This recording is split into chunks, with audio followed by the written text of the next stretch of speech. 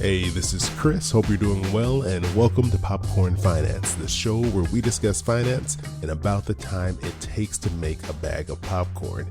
You know, recently I received this really interesting hypothetical situation from Allison. She goes by the podcast librarian on Instagram. And yes, if you're wondering, she is a real librarian. And she sent in this situation, this hypothetical, and she wanted me to discuss it on the podcast. And I was like, I would love to. And I've gone through and sent her DMs back and forth and bugged her way too many times for this situation that is extremely just hypothetical. And I got way too serious about it. But anyways, I had fun going through this. So let me share with all of you what this is all about here. Okay, so Allison wrote in and she said, I recently purchased 5 tickets for a raffle that benefits my favorite library system. She said she used to work for them. The prize is either a 2-year car lease from a dealership hosting the raffle or $5,000 cash. There will be a max of 1,000 tickets sold, so my chances of winning are slim, but I still like to think that it's not impossible. So what would you recommend doing if by some chance I do win? Do I take the lease and sell my car, or do I take the cash? So in DMs back and forth with Allison, I asked her a few more details just so I can round out this picture of what's going on and how she could potentially handle this situation. So she does have a car loan with about $6,800 left on it. The interest rate's about 2.49%. There's 2 years left. She says she doesn't totally love her car. It's a 2015 Jeep Grand Cherokee, but it's good enough for her purposes. She has about $4,600 in student loans, but she's hesitant to pay them off because of what's going on with the student loan forgiveness potentially coming up, and there's a pause on interest and all that stuff, which I completely get. She said that she's currently working to build up an emergency fund, but she said there's not really much in there. It's about $3,000. Hey, you should be proud of that. $3,000 is a lot of money. So don't just toss that away. That's still a good amount, but I get it. She's not where she wants to be. And she's also hoping to save up for a house or a vacation in the future. All right, so there are a couple of ways to look at this. And I'm going to break this into 2 different discussions, 2 different categories here. First, we're going to look at what would happen if she took the cash. And then next, we'll look at what would happen if she were to take that lease. First, if she took that $5,000 in cash, let's look at what she could do with this. So the first thing I did was I looked at her car loan. Over the next 24 months, because that's roughly how much she has left or how long she has left on this loan, she would only pay $170 in interest, which is nothing. I mean, that's almost insignificant when it comes to the grand scheme of things. So for that reason, do not take this money, your winnings, your hypothetical winnings, and pay off this car loan because, I mean, what? You would save yourself $170 in interest? I think there's some better things you could do with that. Next, I looked at paying down her student loans, and I'm going to agree with Allison on this situation here. I wouldn't pay them off right now. I mean, worst case scenario is there's no type of student loan forgiveness, but the student loan interest deferral is still in place. So you could just sit that money in a savings account, wait it out, and when that time comes and they don't actually forgive anything, you just go ahead and pay off your student loans with the money that's in the account. So I wouldn't rush and pay that off right now. Next, I looked at putting this into a savings account to help build up Allison's emergency fund. And I think that's what everyone who's listening to this would probably assume I would select because she already said she's not quite where she wants to be with her emergency fund. This is the responsible, boring thing to do with the money. And you would have like a huge dent put into your work towards achieving that 6-month emergency fund. So that is a strong contender, but that's not actually what I would go with. I would actually say if you're going to take the cash, I would invest it. Because I put that $5,000 into an investment calculator and I looked, if you were to get 7% return every year for the next 30 years, that would be $38,000, which is a ton of money, which is much more than $5,000. And doing something like I always suggest, putting this in a boring index fund, you just wake up 30 years from now and you have $38,000. And let's just say things go crazy well and you end up getting 10% every year. You'd end up with $87,000. And this is like Dogecoin returns. I mean, a really slow version of it. You know, everyone's talking about they're putting in $5 and then ending up with $1 million 3 weeks later. This is like the equivalent of getting that huge return, just stretched out over a long period of time. So for me, if I was getting this money, I think your best option is to put this into your investment account, your retirement account, and let it just sit there and let time do its thing. But this isn't Allison's only option. She also has the option, instead of taking the $5,000 in cash, she can get a 2-year car lease for free. So after a quick break, I'm going to jump back in and I'll make my argument for why Allison might want to take the lease instead of the cash.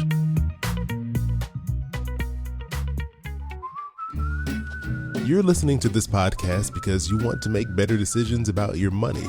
But one area of our finances that most of us neglect is what happens after we die. If you have children or pets, own property, or want to decide how you're cared for in a medical emergency, you need a will or a trust no matter how old you are. I'm always looking for solutions to help make tackling these financial tasks easier, and that is why I decided to partner with Trust and Will. At trustandwill.com, for as little as $39, you can nominate guardians for your children, determine who gets your stuff, and plan for future medical care in as little as 15 minutes. And you get 10% off plus free shipping by visiting trustandwill.com/popcorn, or just go and click the link in the show notes.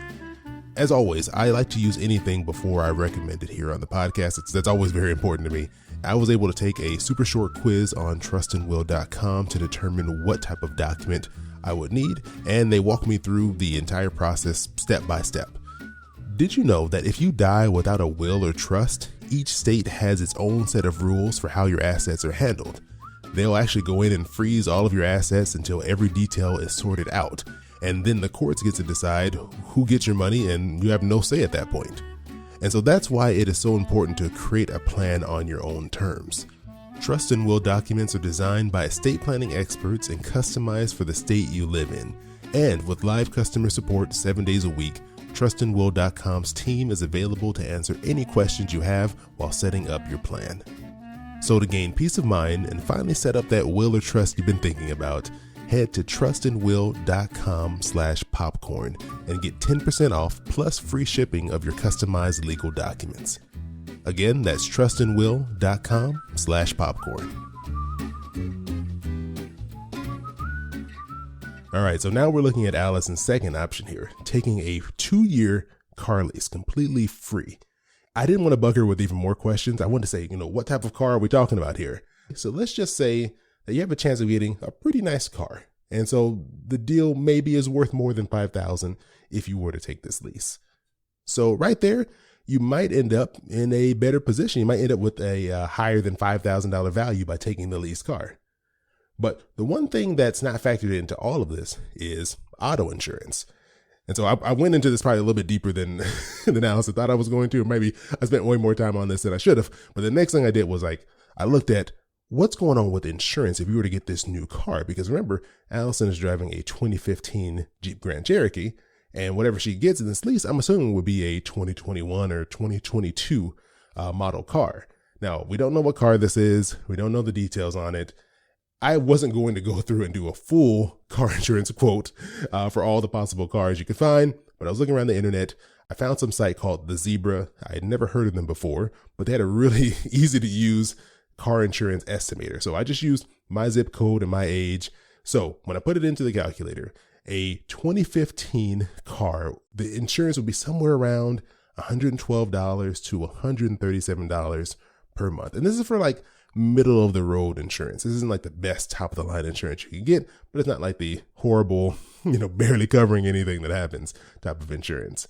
If I put in a 2022 model, the insurance jumps up to somewhere between $125 to $153 per month.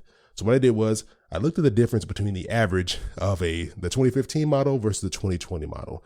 And over 24 months, that difference would be about $360. And that's just taking the average between the two. Now, if I looked at the maximum possible difference between the two, so saying on the cheap end for a 2015 and on the high end for a 2020 model, the difference would come up to somewhere about $985 for that 2-year lease duration. So even though you're getting a quote unquote free car out of this raffle, it would end up costing you almost an additional $1,000 over that 2-year period. But I decided to go even deeper into this hypothetical situation. And I was like, well, there would be one caveat to this whole situation. What if Allison picked a more fuel efficient car? Could that help offset some of that increase in insurance costs? So I went through and I looked around, and the average mileage for a lease that they're going to give you is somewhere around 10 or 12,000 miles. I just picked 10,000 because that's a nice even number. The Jeep Grand Cherokee gets around 21 miles per gallon combined if looking at highway and city. And then I went and looked around for what are some really fuel efficient cars? So then I went to the hybrids and I just picked a Prius because, Prius is a nice car and I know it gets really great gas mileage. Right now, when I looked at the current model, it gets you about 56 miles per gallon. Now that 56 miles per gallon compared to the 21 miles per gallon in the Jeep Grand Cherokee, it would save you $900 per year or $1,800 over the 2-year term of the lease. So now when you look at the fuel savings you're going to get by getting a more fuel efficient car compared to the increase in insurance costs, if you went with a hybrid, you could end up with almost an extra $800 at the end of this 2-year lease. So, it's kind of looking like maybe the lease could be a good situation for you here. But then I remembered, well, she still has this Jeep. What is she going to do with it? Now, if you keep your old car, you would end up paying double insurance. You're going to be paying insurance on both the new lease. Let's just say you got that Prius and you're still going to be paying insurance on your Jeep. And that would completely negate any savings possible. And it wouldn't be worth it, I don't think, in my opinion. If Allison sells her car, she's going to need to buy a car once the lease is up. Because remember, this is only a 2-year lease. And typically at the end of a lease, they give you the option to purchase the car at what they call the residual value. This is what they believe the car will be worth once you're done with your lease. The car dealerships, they're not in the business of losing money. So I wouldn't be surprised if they said that the value of the car at the end of this lease, we're only going to lose $5,000. We're going to be fine. So now, taking all this information into consideration, and we're looking at getting this lease for Allison here if she wins this raffle, what this would mean is that for 2 years, you would have no car payment. You would pay more in car insurance, but going with a more fuel efficient model like this Prius would end up netting you $800 in savings. So you would actually be better off over that 2-year period in your pocket by $800 because you had a more fuel efficient car. So in addition to having 2 years without having any type of car payment and ending up with an additional $800 in savings by having a more fuel efficient car, she also can take that money that was originally going towards paying off her other car and put that into her savings account. So that same $6,800 that was left on her car that she was going to pay off, she could then take that, put that into a savings account, add in the $800 in gas savings that she had, plus the $3,000 that she already has in her savings account. She would end up with a grand total of $10,600 in her savings account. On top of that, let's also say that Allison sold her Jeep. I went and looked it up. I'm telling you, I went way too deep into this. I looked it up, and a 2015 Jeep Grand Cherokee right now, Blue Book for a model that's in good condition, and I just went with the base model, will be somewhere from $9,000 to $11,000. So I just went with the average, $10,000. So if Allison ends up with $10,000 from the sale of her car, minus the $6,800 that she owes, she'll end up making a profit of $3,200. So now look at this situation here. She has over $10,000 in savings. She has another $3,000 from the sale of her car. It looks like she's in pretty good shape. But all good things come to an end. This 2-year lease will be over eventually. Well, it'll be over in 2 years. And now let's say that she wants to buy this very fuel efficient Prius that she's been leasing for the past 2 years. That Prius costs somewhere around $25,000 when you include tax. And then we'll say after that 2-year period, that car is now worth $20,000. That's how much it would cost her if she wanted to buy the lease after it was over. And then let's say that she took the $3,000 that she earned from the sale of her Jeep and applied it to the Prius. So now that price would go from being $20,000 to a little over $16,000 or just under $17,000. So at the end of all of this, if Allison decided to go with the lease, 2 years from now, she would be faced with the decision to either have no car, just give the car back and only have the $3,000 in profit from her Jeep plus a $10,000 emergency fund, or take all the profit from the sale of her Jeep plus the money that she's now been able to put into her savings account, and that would leave her with $9,000 left to pay off this Prius. So in the end, deciding to lease this car doesn't put you in as great of a position as I was starting to think it might end up being. So let me just wrap all of this up here. So I gave you a lot of numbers. I clearly spent way too much time going over this situation, but when Allison said this to me, I knew I was going to have fun making a bunch of spreadsheets and just playing through all the possible scenarios. So to wrap it all up, I'm going to give you 3 options here, Allison. The best option financially, it would be to invest it. I would take the $5,000 in cash, I would invest it, and you would end up with basically $90,000 30 years from now. The best option if you want to feel more financially secure would be to take that $5,000 in cash and add it to the $3,000 you already have in your emergency fund, and now you have $8,000, and you're well on your way to hitting that 6-month mark. I'm not sure what that is for you because I didn't want to ask you any more questions and bug you, but I'm sure that puts you closer to the number than you would have been, or at least it speeds up that process. Lastly, the best option if you're planning to buy a Prius anyway would be to take the lease. And this is with a lot of asterisks because I made a ton of assumptions in here. There's a lot that could change this final number. But if you were already in the position where you wanted to get another car, which it sounds like you said, you're like, I'm not in love with my car and the car of your dreams is a Prius. This matches up. And I mean, it might, it might work out, but that's a long shot. There's a lot going into this. That's not my first choice. My first choice would be option one, invest it, take the cash, invest it. But if in the rare situation, I guessed all these assumptions correctly and you have your heart set on a Prius, there's a small percentage chance that this third option is the option for you. So there you go, Allison. I hope you had as much fun listening to this as I had researching this and making a bunch of spreadsheets late into the night because I got obsessed with this scenario. I know it's a long shot. Yeah, was it a 1 in 1,000 shot unless you bought a bunch of tickets of winning this, but I hope it goes well. I hope you are the winner, and I hope this is a decision that you have to make. So I had a great time going through this hypothetical situation. If any of you out there listening have a hypothetical situation that you would like me to go through and analyze here on the podcast, please send it to me. I will spend way more time than I probably should going through it and coming up with some options for you.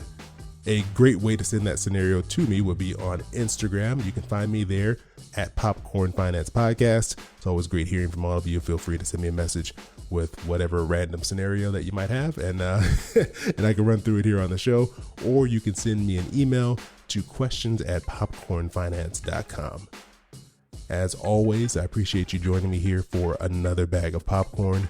I hope you have an amazing rest of your week, and I'll talk to you soon. Yeah, boy, keep it poppin' like Mary Poppins.